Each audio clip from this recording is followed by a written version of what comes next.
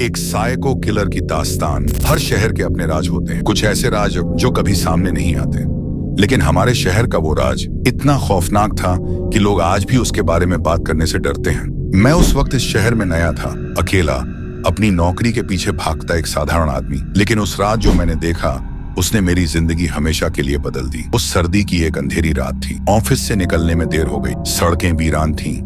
हवा इतनी सर्द थी कि शरीर कंपा रहा था। मैं जल्दी जल्दी अपने घर की ओर बढ़ रहा था। जैसे ही गली के मोड़ पर पहुंचा, मुझे ऐसा महसूस हुआ जैसे कोई मुझे देख रहा हो। मैंने रुककर पीछे देखा, कुछ नहीं, चारों ओर सन्नाटा।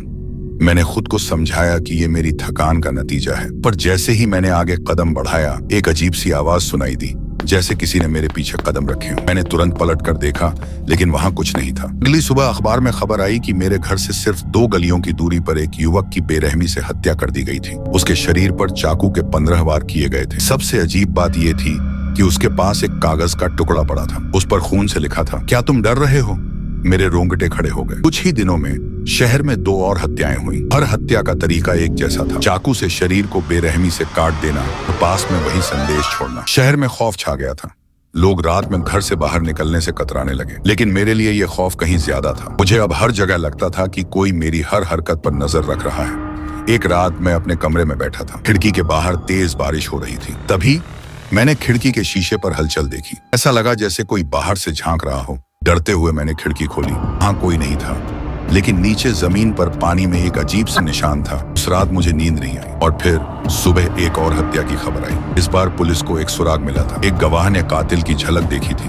लंबा कद, काले कपड़े, सफेद मास्क। मुझे ये सुनकर अजीब लगा, क्योंकि पिछली रात मैंने खिड़की पर जो परछाई देखी थी वो भी लंबी थी। उस शाम मेरे दरवाजे पर दस्तक हुई। मैंने दरवाजा खोला, लेकिन वहां कोई नहीं था। नीचे एक लिफाफा पड़ा था। कांपते हुए मैंने उसे उठाया और खोला। उसमें एक फोटो थी मेरे घर की। नीचे लिखा था, बारी तुम्हारी है, तुम डर रहे हो। उस रात मुझे यकीन हो गया कि कातिल अब मुझे निशाना बनाया। मैंने पुलिस को सूचना दी, लेकिन उन्होंने इसे मजाक समझा। मैं घर के अंदर छिप गया। सारे दरवाजे खिड़कियां बंद कर ली। रात के करीब 2 बजे खिड़की पर दस्तक हुई। इस बार डरने का कोई फायदा नहीं था। मैंने अपनी रसोई से चाकू उठाया और खिड़की की तरफ बढ़ा। खिड़की के पीछे वो खड़ा था, लंबा, काले कपड़े पहने और चेहरे पर सफेद मास्क। उसकी आंखें, उनमें ऐसी चमक थी जैसे वो मेरी हर सांस को गिन रहा हो।